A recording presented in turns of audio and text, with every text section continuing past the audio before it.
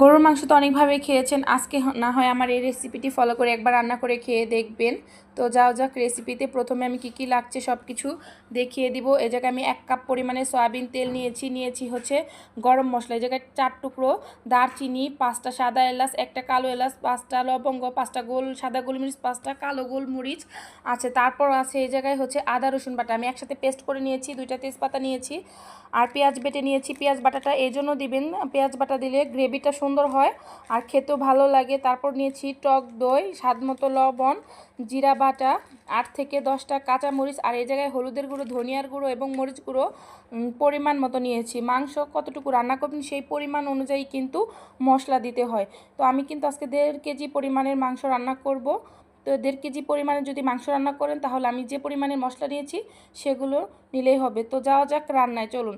আমি একটা fry pan বসিয়ে দিয়েছি, এরপর হচ্ছে আমি সয়াবিন তেলটা ঢেলে দিব। তেলটা গরম হবার পর হচ্ছে আমি যে মশলাগুলো রেখেছিলাম সেই মশলাগুলো দিয়ে দিব এক এক করে। ফার্স্টে তেজপাতা দিয়েছি, এরপর মশলাগুলো দিয়ে হালকা ভেজে এর মধ্যে দিয়ে দিব পেঁয়াজ কুচি। পেঁয়াজ কুচিটাও হালকা ভেজে তারপর আদা রসুন বাটাটা আর পেঁয়াজ বাটাটা দিয়ে হালকা ভেজে নেব। হালকা ভেজে এই কারণে নেবেন, ভেজে না নিলে হচ্ছে কাঁচা ফ্লেভারটা থাকে সেটা আর খেতে ভালো লাগে না। আর এই রান্নাটা যদি সম্পূর্ণ বাটা মশলাই করা যায় তাহলে খেতে আরও বেশি ভালো লাগে। তবে আমি শিলপাটায় সব কিছু বাটতে পারিনি, শুধু জিরাটা শিলপাটায় বেটেছি আর কিছু আমি ব্লেন্ডার করে নিয়েছি। তো তারপর এই জায়গায় হলুদের গুঁড়ো, ধনিয়ার গুঁড়ো আর মরিচের গুঁড়োটা দিয়ে দিলাম। দিয়ে হচ্ছে মশলাটা একটু হালকা আবারও ভেজে নেব। ভাজা শেষ হয়ে গেলে 1 কাপ পরিমাণের পানি দেব। পানি দিয়ে মশলাটা আমি আরও কিছুক্ষণ কষিয়ে নিব। যখন মশলার মধ্যে তেল তেল ভাব উঠে আসবে তখন আপনারা মাংসটা ঢেলে দিবেন। তো এভাবে একবার হলেও আবারও বলতেছি রান্নাটা করে দেখবেন, আশা করি রান্নাটা আপনাদের কাছে অবশ্যই অনেক ভালো লাগবে।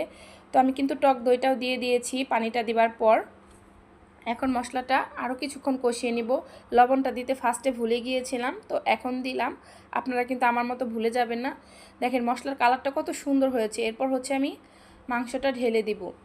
মাংসটা ঢেলে দিয়ে হচ্ছে মাংসটা একটু মশলাটা মিক্সড করে এই জায়গায় আমি যে মশলার একটু পানি রেখেছিলাম, যে শিলপাটায় মশলাটা বেটেছি সেই পরিমাণের পানি দিয়ে দিব। এক্সট্রা কোনো পানি দিবেন না, এই পানিতেই একদম মিডিয়াম আঁচে রান্না করবেন, তাহলে মাংসটা খেতে ভালো লাগবে। জালটা বাড়িয়ে দিয়ে পানি দিয়ে মাংস রান্না করলে কিন্তু ওই মাংসটা খেতেটা এতটা স্বাদ হয় না। তো আপনারা কিন্তু ভিডিওতে দেখতেই পাচ্ছেন আমি কতটুকু পরিমাণের পানি দিয়েছি আর মাংসের থেকে যে পানিটা উঠে আসবে। তো এর ফাঁকে কিন্তু আমি মাংসটা নেড়ে চেড়ে দিয়েছি, সেটা ভিডিওতে দেখাই না, এটা দেখানোর মতো কিছুই না। আর তাহলে ভিডিওটা অনেক বড় হয়ে যাবে। মাংস থেকে যখন তেল তেল উঠে আসবে তখন আবারও নেড়ে দিব। আর